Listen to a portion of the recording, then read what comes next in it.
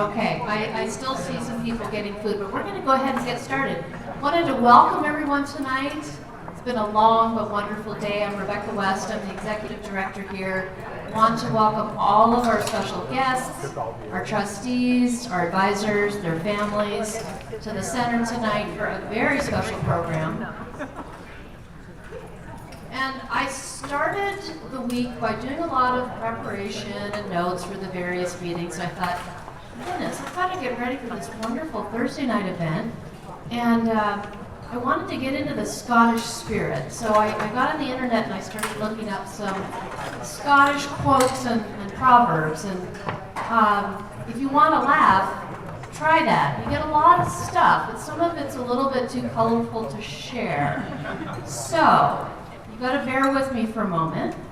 I narrowed down the list of hundreds and hundreds of different sayings to my three favorites.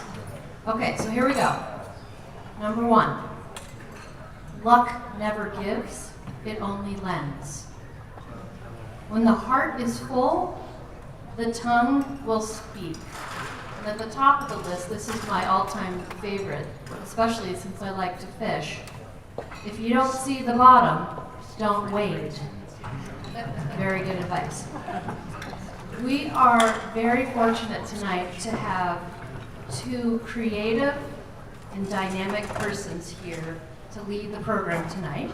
We have Karen McWhorter. She is the Director of Curatorial Education and Museum Services, and notably, she's also the curator of not just one exhibit, the Alfred Jacob Miller exhibition that you'll see a little later tonight, but also the Tony Foster Green River exhibition. That's a beautiful compliment to Alfred Jacob Miller. And of course, she's offering tours after we have the speaker. And I strongly encourage you to take Karen up on the offer of the tour. We have another special guest tonight. And he will surely inspire all of us. He has a tendency to also energize. His name is Gregory Hinton. He's a novelist. He's a filmmaker. He's a lecturer. He's a curator and also a playwright, many different roles. And I lied, I have one more quote. Have any of you heard of the Scottish author, Dame Rebecca West? Okay, so I have her book upstairs in my office, and she wrote back in the 1920s, 1930s. Rather obscure. I have yet to get through one of her books. It's a bit dry. But I did find a quote that really made me think of Gregory Hinton. And I'm reading this in honor of him. Dame West wrote, "Art is not a plaything, but a necessity. And its essence, form, it is not a decorative adjustment, but a cup into which life can be poured and lifted to the lips and tasted." So with that, I'd like to thank you for coming tonight, and I will turn the microphone over to Karen McWhorter. Thank you.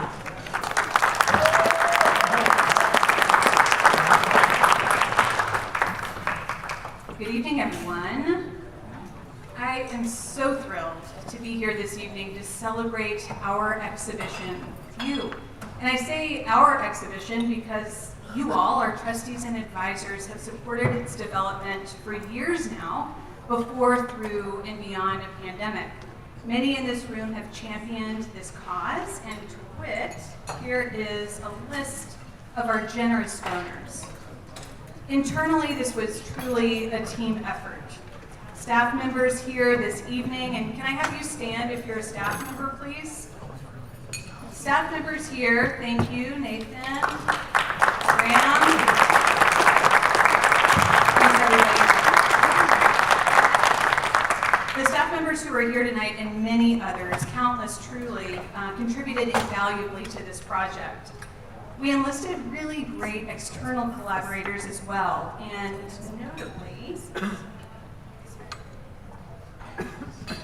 notably we formally partnered with the Idledorp Museum. American Indians and Western Art, and I want to recognize my co-curator, Johanna M. Bloom, who's here this evening. She traveled from Indianapolis to attend the program. Welcome, Johanna, and thank you. We also had outside humanities advisors, the likes of Jim Hardy. Jim is here. Where's Jim? Thank you, Jim. Jim's the editor of the Rocky Mountain Fur Trade Journal, and he and others shared their expertise. They advocated for the project. They connected us with their networks, and we just thank you, Jim, for being here and for your contributions. In the exhibition, you'll see that artworks and objects are interpreted by a variety of voices. Center staff from across departments, including myself, Nathan, Ashley, Hunter, and Gretchen, and others, our colleagues Johanna and Jim, and other distinguished scholars, among them that titan of Western American art. You know who I'm talking about? Our dear friend, the late Peter H. Hassrick, to whom this exhibition is dedicated, alongside another great friend. The exhibition is dedicated to Peter alongside another really great friend, a devoted supporter of Western American art at the Center, Bill Weiss.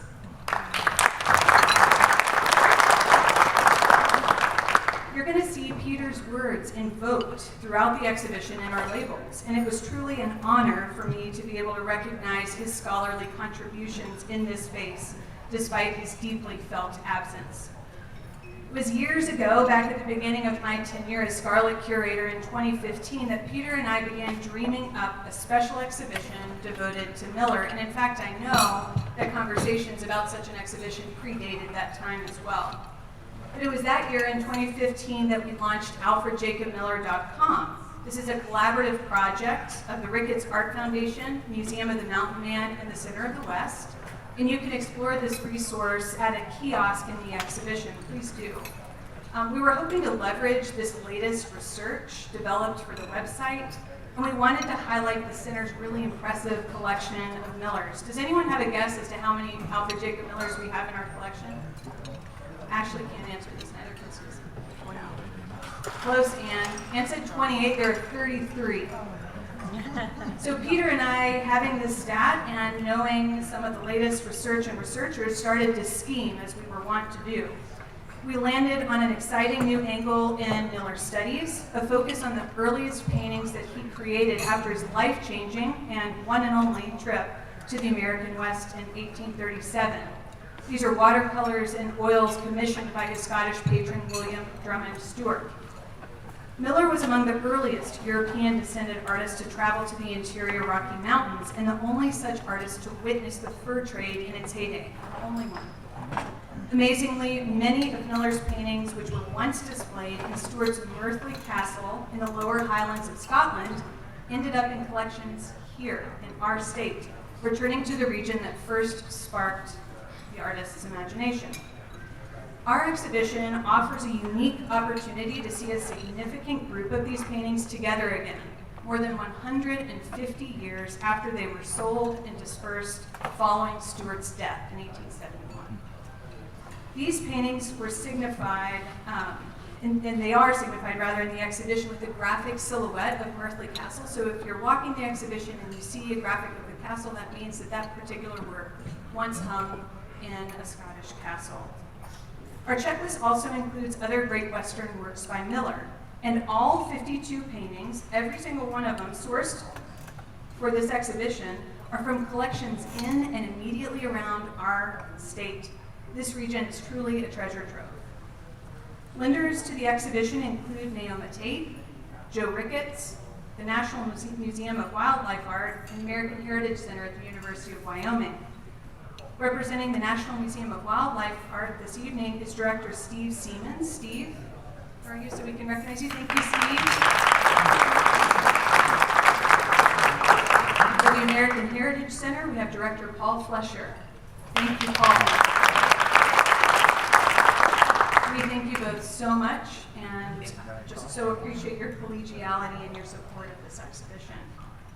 In addition to those 52 paintings, you're also going to see 40 artifacts related to the fur trade era, including many items created by Crow and Shoshone peoples. These are all drawn, every one of them, from our own diverse collections here at the center.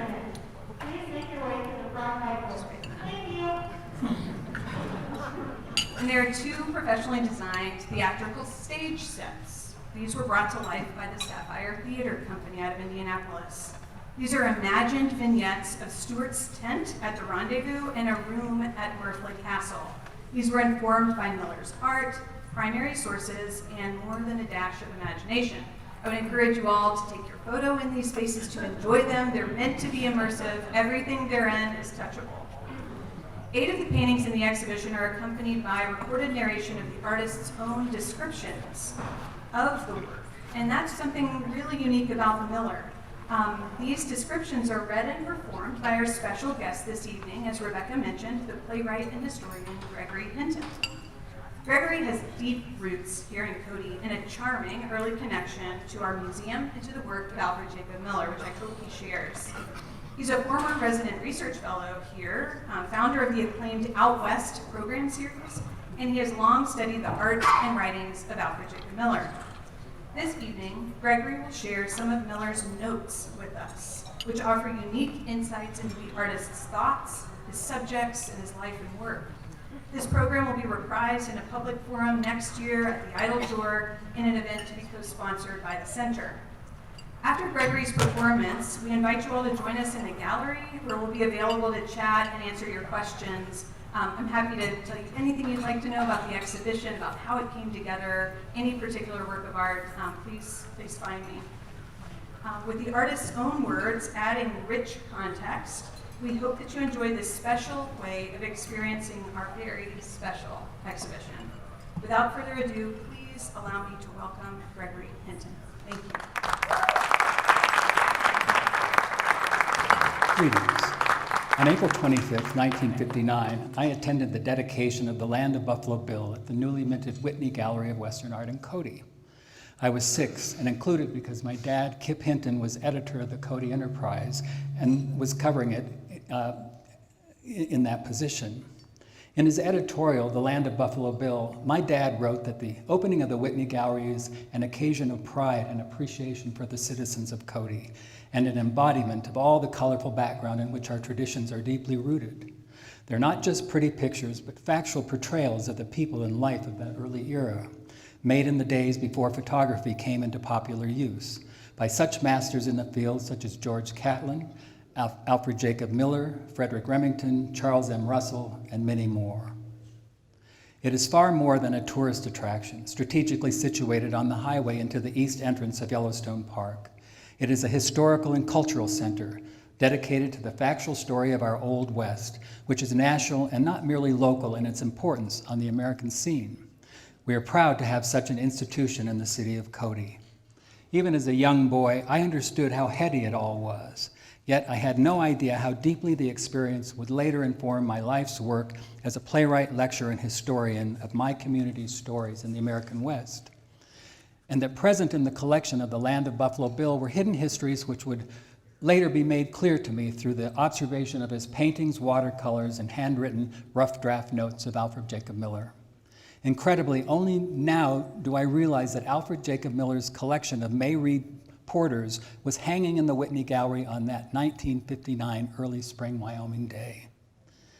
Decades later, for my Out West program series, I would eventually become privileged to personally examine the Miller collections at the Autry Museum of the West in Los Angeles, Tulsa's Gilcrease Museum, the American Heritage Center, and the University of Wyoming in Laramie, the remarkable Idle-Door Museum of the American Indian and Western Art in Indianapolis, and of course here as a fellow at the Papers of William F. Cody. Now, my friends in Los Angeles warned me not to come to Wyoming, fearing for my physical safety, owing to the terrible 1998 murder of a young gay UW college student, Matthew Shepard, and of course the freighted message of the accoladed 2005 film Brokeback Mountain. I ignored them, but felt like I needed to introduce myself to the grandfather of Wyoming, who casually knew my dad in the day. I wrote a letter to former Wyoming U.S. Senator Al Simpson, also the co-chairman of the BBHC, and Al wrote me back those many years ago. If you're thinking of coming to Wyoming, get on back, it's home. And although Alfred Jacob Miller never married by choice, his pictures, letters, writings, and rough draft notes memorialize a close emotional bond between his patron, the Scottish nobleman William Drummond Stewart, and Antoine Clement, his companion and guide. And 60 years later, at Gilcrease Museum, I was personally permitted to inspect the original yellowed and brittle rough draft notes, nearly 200 of them, penned in the hand of Alfred Jacob Miller in the reading room of the Hassrick Center of the American Research in Tulsa. 20 years ago, it was unthinkable that American museums would entertain a public examination of examples of my community in the Wyoming fur trappers' rendezvous of 1837. And today, it is now the norm that fine museums such as the Autry, Eiteljorg, Gilcrease, American Heritage Center, and the BBCW share a collective willingness and stated missions to tell all the stories of the American West. For today, I've adapted Miller's own words from his notes into a verbatim monologue, which is basically the real words of a real person, to be married to selected images and recorded on site for posterity. I'm so grateful to Rebecca West, Karen McWhorter, Gretchen Henrich, and the staff and board of the BBCW for having me today. And I must extend my great admiration and gratitude for the generosity of Lisa Strong for her seminal, sentimental journey, The Art of Alfred Jacob Miller. And a shout out to our wonderful friend, colleague, and neighbor, Jeremy Johnston, a true change agent in my life. When the Los Angeles Times learned about my mission, they sent a journalist to ride along with me to Cody one summer. He quoted Jeremy as saying, "Outsiders are always coming here with their ideas about water, gay rights, and wolves. But Gregory isn't an outsider. He's one of us."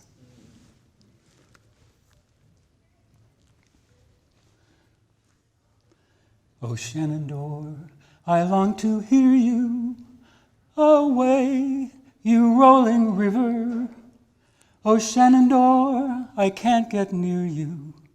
Away, I'm bound away, across the wide Missouri. The expedition to the Rocky Mountains, of which journey are illustrated by my sketches, took place in the spring of 1837. The American Fur Company, under the direction and part proprietorship of Majors Choteau and Pratt of St. Louis, Missouri, sent out a large body of men well-equipped and a number of wagons laden with valuable goods to be used exchange for peltries at our destination. Captain William Drummond Stewart, traveling with a private escort of his own men, accompanied the expedition, impelled by the curiosity to visit the American Indians in their native land. The American Fur Company conferring on him the entire command of the whole body in case of difficulties with the Indians. He was perfectly competent to take charge, having served as a captain in the British Army under Wellington. The greater part of the equipment was obtained in St. Louis. And it is interesting that while there, Captain Stewart and myself visited a renowned gentleman then far advanced in years. This famous man, seated in a capacious armchair covered with a grizzly bear robe, was Governor Clark, who with his partner Lewis, deceased, were the first pioneers to the Rocky Mountains. He had quick, vigorous eyes and expressive features. It seemed to delight him to recount to us the perils of his early journal, its hardship, privations, and dangers. He regretted that from old age and infirmities, he could not go with us. This visit to us was replete with the deepest interest. The source of this river is near Fremont's Peak and runs southerly, making one of the tributaries of the Colorado, as it is in close proximity to the mountains. Every bend of the river is productive of noble scenery, the Rocky Mountains forming a glorious background. We found at intervals tribes of Indians encamped on its borders. They were all en route for the grand rendezvous, which congregates yearly near the foot of the mountain range for trading purposes. A caravan, having reached the banks of the river, the first thing to be ascertained is to whether the wagons of charrettes can ford it without damaging the goods. If suitable, the train starts at once, the guide going in advance to make assurance doubly sure. The sun being near down, no further hazards after crossings are attempted. The encampment is formed, wood brought in, and fires are lighted in all directions, preparatory to the evening meal, for which everyone is astonishingly ready. When the camp was settled, I gathered my sketching materials and I walked back in order to make a drawing. Selecting the best site and setting to work, being completely absorbed, about a half hour transpired when suddenly I found my head violently forced down and held in such a manner that it was impossible to turn right or left. An impression ran immensely through my mind that I was lost. In 5 minutes, however, the hands were removed. It was our commander. He said, "Let this be a warning to you, or else on one fine day you will be among the missing. You must have your eyes and wits about you." The scene of this sketch is in the Platte. At night, the buffalo come to the riverbanks in legion to quench thirst and refresh themselves by swimming. Luckily, they're rarely disturbed. The pocket telescope was resorted to in order to see them engaged in this sport without alarming the animals. Two things are essential to the comfort and well-being of the buffalo. He must have his water bath, which he usually takes at night, and his earth bath, which he solaces himself during the day. The modus operandi of the latter is curious. He stretches himself out at full length on the prairie and then, making a pivot at the center of his body, performed a quick gyration, pushing violently with his forelegs. He continues this until he raises a cloud of dust and becomes fatigued, where his place is occupied by another who is replaced by another. They form at last what is called a wallow. Auguste has ready the captain's horse, who is giving some directions to Antoine, his prime hunter in the camp. While in London, the captain had purchased 3 Joe Mantons at about 40 guineas each, and these guns were famous in their day for shooting point blank, and in the hands of a true marksman like Antoine, failure was truly out of the question.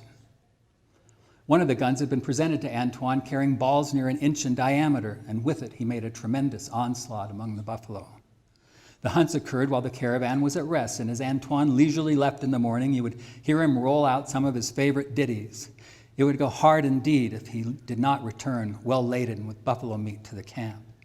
In the evening, with the supply left behind, sent after by trappers with sumpter mules. Hunters, after wounding the buffalo and seeing him fall, sometimes alight from their horses and approach on foot. In this case, they've reckoned without their host. The animal has again regained his feet and gives battle. One of them, to escape his fury, has thrown down his blanket in order to have time to restrain himself. On this unlucky blanket, the buffalo is expending his fury under a pleasing delusion that he's pitching into somebody. And while so engaged, another shot is preparing for him, which gives him his quietus. This exhausting exercise has to be continued until the buffalo fell, and he, the hunter, could not retreat from his position without greater danger. 3 of our hunters, La Genepes, Burroughs, and Francois, are here encamped on the borders of the lake, well provided with substantials in the shape of a delicious hump and side ribs. These are roasting in a lively manner near the campfire, preparatory to a glorious supper, and with appetites waiting for them that a king might envy. In our own camp, after the meal, some of the trappers usually gave a narrative of some of the stirring events of his life in the mountains. To us, these were intensely interesting, and at other times, our leader would entertain them with adventures in foreign lands, the curious cities and monuments of antiquity that he visited. It was edifying to see the patience with which he answered their simple questions, as if they were matters of course and full of importance, all the while maintaining a gravity that was most amusing. It is not to be wondered that he became immensely popular amongst them. No doubt all of the men would have followed him into any danger, regardless of the consequences.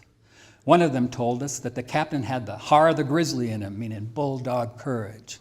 When the meal is finished, each man rolls himself up in a buffalo robe or blanket and blesses the man who invented sleep, and in a few moments is in the land of dreams. O Shenandoah, I long to see you, away, you rolling river. O Shenandoah, I long to see you, away, I'm bound away, across the wide Missouri. This was the ultimate Tule, our final destination, where we rested for a month in the shadows under the Wind River Mountains, encamping among 3,000 Snake and other Indians who had all assembled at this place for a special purpose, to trade buffalo robes and peltries for dry goods, ammunition, tobacco, etc. It truly was an imposing and unique sight, the lodges of the natives stretching out in vast perspective, the busy throng on spirited horses moving in all directions, some of them draped in barbaric magnificence. The first day is given up by established customs to a species of Roman Saturnalia. King alcohol is in great demand to attain, although selling at that time $64 per gallon. It sets the poor reveler frantic, sometimes causing him to run amok when he is overplayed, knocked down, and secured for mischief. Gambling, ball playing, racing, and other amusements are in ascendant. Over the second and succeeding days, all this has changed. The American Fur Company's great tent is elevated, and trading goes briskly forward.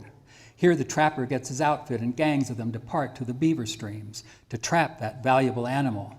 Here we saw all the notabilities, the great leaders, both Indian and palefaces.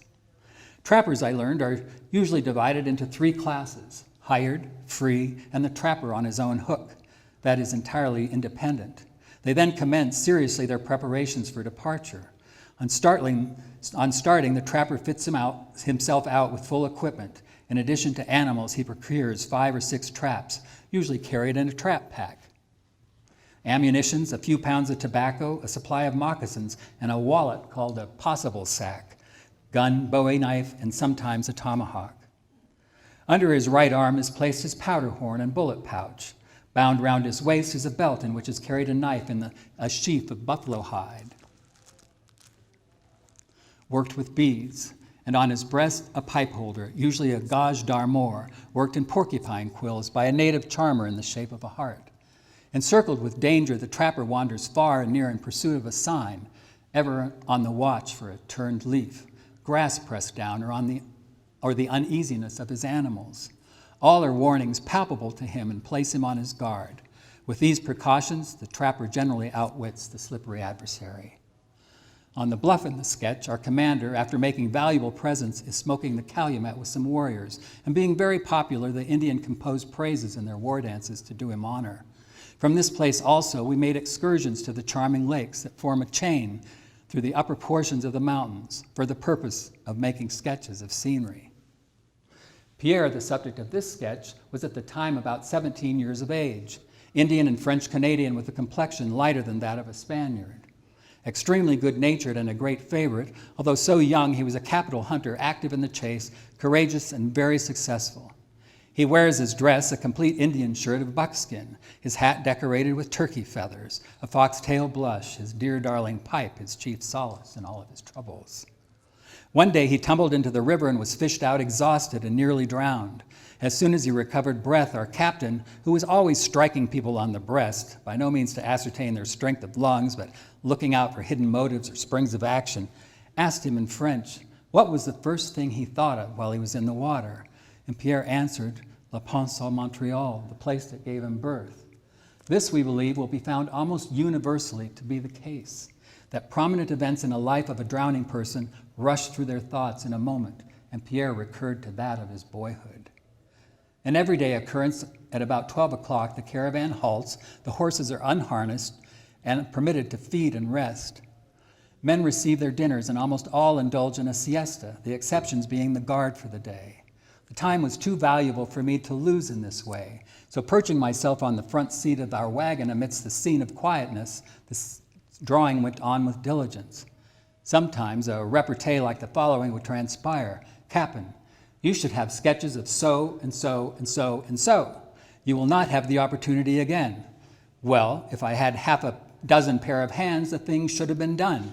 Captain, smiling, well, that would be a great misfortune. Why so? Captain, it would be very expensive touching the matter of kid gloves. No answer being ready for this flank movement, the captain walked off exultant. Moral, to obtain victory, we must be toujours prêt, always ready. On such occasions, guards are always stationed upon the bluffs to prevent a surprise and watch the horses, for as in Hamlet, some must watch while others sleep. Thus runs the world away. The subject of this sketch is Antoine. His father was Canadian, his mother was Indian, and one of the noblest specimens of Western hunter. In the outward journey, he killed for us about 120 buffalo. However, his temper, when aroused, was uncontrollable. Our captain, Antoine, and the writer of these notes left the camp one morning on a hunting expedition. Near noon on that day, Antoine and our leader unhappily commenced quarreling, owing to some order that had been given and not attended to.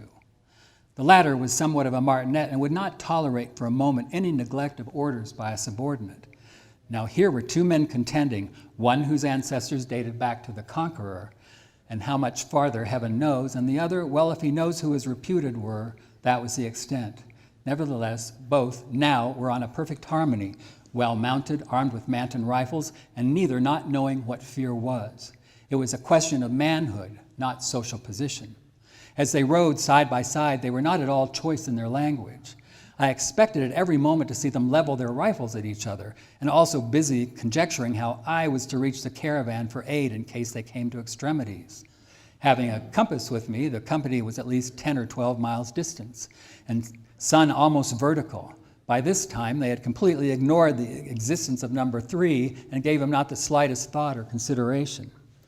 Well, things were in this critical situation, but every moment growing worse, as Providence would have it, a herd of buffalo was discovered at a distance.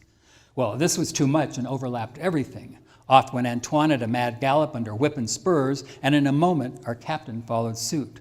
Number 3, meanwhile, drawing a long breath and mentally thinking with the poet Hamlet to Horatio, "There's a divinity that shapes our ends, rough hew them how we will." The hunters are in full tilt after the most formidable of all the animals met within the journey. It is no child's play, but a downright dangerous sport. Strange that this should be its greatest charm to the reckless trapper and Indian. To hunt and capture the grizzly bear is considered a great honor, a great coup, and as we only killed 9 in our journey outward, it would seem that they are not plentiful. The seasons in which they're most dangerous occur either at the time in which they mate, suffer from hunger, or when they have cubs. Then it is extremely judicious to let them alone. Trappers and hunters delight to recount at the campfire startling adventures with Bruins to the greenhorns of the camp. The stories related sometimes verge on the incredible and require large capacities for belief, and the greatest narratives at the campfire in conjunction with this animal. And one of the most singular was a man named Glass. He and some companions on foot shot at a bear but only wounded him. As Glass closed in on him, now a chase commenced. He called to the others to run, and in doing so himself, he tripped and fell. By the time he rose and looked around, the beast confronted him. As he closed in, Glass, never losing the presence of mind, discharged his pistol full into the body of the animal. At the same moment, the other fixed his claws deep into Glass's flesh and rolled him to the ground. By the time his companions reached the spot and the bear lying on the body, both appeared dead. The others pulled the bear from Glass, recovered his weapons, and returned to camp. After many days, the company was returning to the fort and saw a solitary man approaching the banks of the river. Their eyes rested on a cadaverous figure with a head so disfigured as to be unknown. They heard a well-known voice call out, "Hello, Bill! You thought I was gone under, didn't you? Hand over my horse and fixins. I ain't dead by a cussed sight." It was the veritable Glass who they left with the bear. In his recital, he stated that after a time he recovered his senses and fed on the beast. As soon as he could gain strength enough, he took a supply of meat with him and on it and berries subsisted till he reached the fort. In the wildest and most secluded haunts of the mountains on high rocky peaks, the argali, the wild sheep, are mostly found. They remain on the peaks all day long, and in the evening and early morning come down seeking water and grass. The meat in season is excellent, having a trifle more of wild flavor than ours. They climb almost inaccessible rocks. The trappers assert that when 2 male argali meet on the ledges of rock, and there happens to be not enough room to pass each other, a pitched battle takes place, whereupon one or the other must go down, the vanquished hero taking care in reaching the bottom to fall on his loins, which are especially strong. We brought down a fine specimen of these horns. The spirals are around them much broken by fighting or falling on them. They were presented to William Drummond Stewart to Major Lorenzo Lewis, a near relative of General Washington, residing at that time on the Mount Vernon estate. We found these circles in the upper waters of the Platte River and were puzzled to know their import. Buffalo skulls planted in a ring 20 feet in diameter with an entrance space with the nasal bone at each pointing directly to the center. We were told by the trappers that they had found them in other districts made of human skulls, but could not give any satisfactory information of their purpose.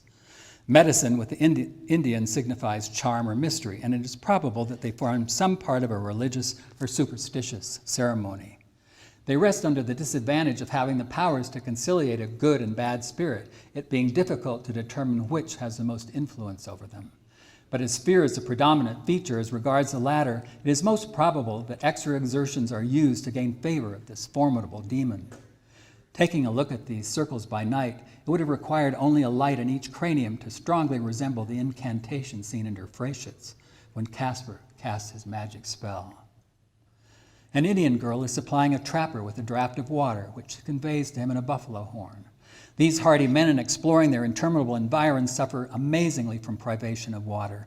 Starting from the camp at sunrise, either for hunting or reconnoitering, the trapper finds himself at midday under a hot and oppressive sun, with the tongue parched and almost cleaving to the roof of his mouth, far from the life-giving waters. No springs are to be found here, and he must seek the river at all hazards. In the meantime, he strikes a light for a pipe and commences assiduously to smoke it, believing as he does that this proceeding assuages the pain he suffers. And as this smoking is invariably resorted under such circumstances, it is but fair to infer that it brings a certain degree of relief. Now, it must be observed that young Indians are adept in obtaining their wives clandestinely, having great belief in the sentiment of ancient pistol. Base is a slave who pays. Our hero here has been struck by the charms of a girl in the camp of a different tribe and could readily effect his purpose by purchase, but his sole possession is a horse. Will he give that for her? Not he. By stratagem and adroitness, he knows the prize may be gained. In watching the opposite camp, he ascertains when warriors leave for hunting or forays, and seizing the opportunity, alights from his horse at the entrance of the girl's lodge, persuades, or if need be, forces her to mount his steed, throws himself on behind her, and makes for the river at top speed. To be sure, the old Indians haste, mount their horses and pursue, but they want for young blood in their veins to catch him. O Shenandoah, I love your daughter. Away, you rolling river, I'll take across the yellow water. Away, I'm bound away, across the wide Missouri. The sketch is from an incident that transpired on our journey. John, our cook, a young Englishman, continually boasted what he would do if an opportunity was given of chasing the buffalo. Our captain good-naturedly gave him a day, and John started alone in the morning. Night came in due season, but so did not John. The next day passed over without the return of the boaster. Early on the third morning, a detachment was sent out for the return of the truant, but returned about noon unsuccessful. 2 hunters were out later, found him, and brought him home. He recovered in camp with ridicule and all sorts of quizzical attacks, completely crestfallen and ravenous. He related his mishaps, stated that in an hour's ride he encountered a large herd of buffalo, but found his trepidation of excitement, having never hunted before, that although he approached near enough to go running after them, either missed his aim or failed to bring down the game. They led him on such a dance that when at last he drew up, no trace of our caravan was seen in any direction. Having now completely lost his reckoning, he rode to some distant hillocks and from them scanned the horizons from all sides. Nothing but broad prairie surrounded him, and in this bewildered state, night overtook him. He laid down on the prairie and tried to sleep. In a short time, his quick ears detected sounds of a large body of animals in motion. He did not have to wait long. An immense herd of buffalo were galloping towards him. Thoroughly frightened now, he rose up on his feet, stretched out his arms, and gave an Indian yell. The herd, finding an obstruction, separated half on each side, leaving him covered with dust. During his absence, he had only eaten berries and wild fruit, but the adventure had its redeeming features. There was no more bragging on the part of John, the lost greenhorn, who was now more attentive to his kettles of stew. Grand. Pressed by the hunters after a hard run, the elk has indiscreetly jumped into a stream too shallow for him to swim, which seals his fate. The enemy is hovering around him, one in the act of giving a coup de pistolet, while others are in the background hurrying on with a ball in reserve as required. No animal can be more graceful than a full-grown male elk, carrying 8 or 10 antlers and in full speed over the prairie. His feet seem to barely touch the ground. If any obstruction stands in his way of a practicable height, he takes a flying leap, bringing up his 4 hoofs almost to meet the shoulder joint. But he carries with him such a weight of venison that sentiment must stand aside while prudence steps in to secure the prize. It must be recollected that there was a company of men to feed daily, voracious feeders, all of them. So the larder had to be supplied at all hazards. The successful hunter, in short, takes an imperial status, while excuses for failures, no matter how plausible, receive the cold shoulder. This sketch represents the interior of a lodge of a Snake Indian entertaining a free trapper at a feast. The latter is engaged in recounting some adventure to his host, partly by his knowledge of the Indian language and by signs. To the right sits an Indian woman who watches the trapper's every movement with intense interest. She has no doubt often heard of the extravagant generosity of these fellows and worships him accordingly. We often had opportunities of attending these feats, but an invitation to one in the valley of Green River was a dog feast. Now, in the course of our time, we've made some efforts to get rid of foolish prejudices of one kind or another, but here was one that fire would not melt out of us. In order to hold a consultation, we visited an old bourgeois trapper. He said we'd better go, but how about the dog meat? Oh, we managed that. Then he called a trapper who, in consideration of our promising to give him a paper of vermilion, 1 ounce, would arrange the matter. In the day forthcoming, we sat by the trapper, who ate our share, seemed to enjoy it too, so the etiquette appeared satisfactory to our hosts. In starting out on their war parties, these tribes, as is their custom, put themselves in grand term, donning their best dresses, arming at all points, using their brightest colors to paint themselves. And every week, while we were encamped amongst them, preparations of this kind might be seen. From one of the parties, we received 3 scalps on a return from a victorious foray as a great favor. Sir Walter Scott observed, "It was a lodge of ample size, but strange of structure and device. Of such materials as around, the workman's hand as ready as found, while moss and clay and leaves combined to fence each crevice from the wind." Scott described to us the interior of an Indian lodge. Here they hold their councils and decide questions of war, discoursing at time right eloquently. The building is extremely simple in construction, but strong and durable. Center poles surrounded with rafters support the roof or dome. The outside, which is covered with adobe, and the light only admitted from the top, reminding one roughly of the Pantheon of Rome, where the same arrangements for lighting the building exists. In the center, a number of Indians are seated round the fire, engaged in playing the game of hand. In this, the object hidden in a small piece of wood, the cash concealed in the hand. The cash is passed through the hands of one party, while the other guesses where it is. A chord chant with beating of drums is raised, and the excitement is increased by betting. The chant goes on faster as the bets are doubled and ceases not until one of the parties have staked and lost everything, laboring under species of mental frenzy. At a little distance, without knowing what goes on in their wild gesticulation and furious singing, would convey the idea that a set of maniacs, gambling being an all-absorbing passion with them. Again, Sir Walter admonishes us, "Take him by the hand, paleface, and treat him as well as you can. Don't hold back. Why, you would be very like him if your education has been as sadly neglected as his has been. And besides, recollect that he has received immense injury from you.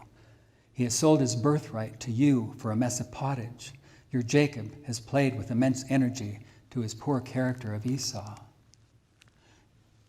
It was an unlucky day for him when he first saw you," we are advised in the book of Genesis. "Even now you and yours pursue him with fire and sword to extermination. You perceive the faults are not all on one side, and you can afford to be generous under the circumstances of the case." The tourist who journeys to Europe for a new sensation might, by this time, begin to find that his vocation is nearly gone. Italy has been described so often that it begins to pall like a twice-told tale. Egypt, the Nile, Cairo, and the pyramids have been done to death. Greece and her remains are as familiar as household words.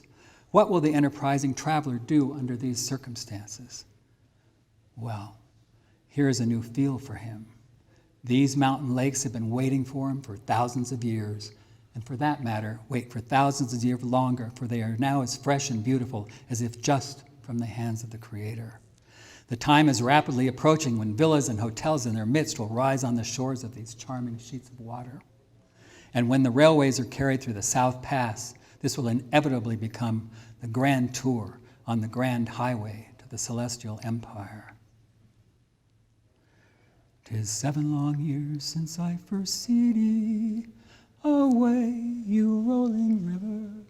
'Tis 7 long years since I first see thee, away, I'm bound away, across the wide Missouri." Thank you, Wyoming, for this very grand tour to the Celestial Empire.